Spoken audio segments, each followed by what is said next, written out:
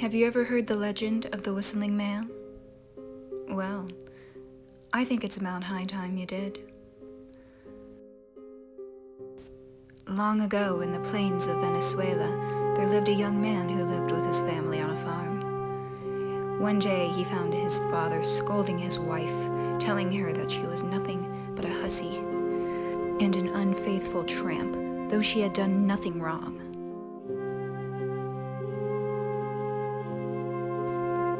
The young man, overhearing this conversation, became furious and blinded by rage. No one disrespected his wife, and so he came up with a devious plan to kill his father while he slept.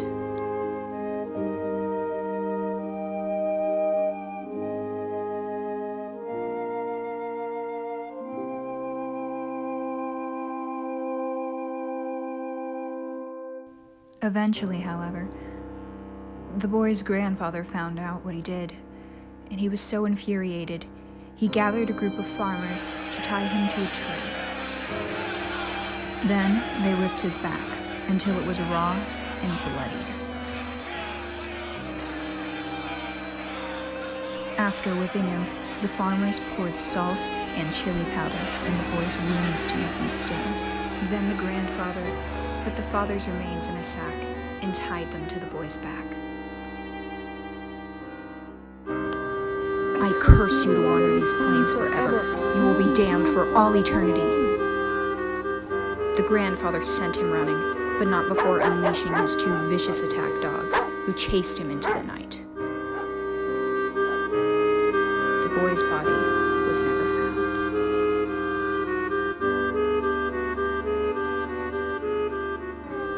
El Silbón wanders the plains at night. He whistles the same tune over and over again.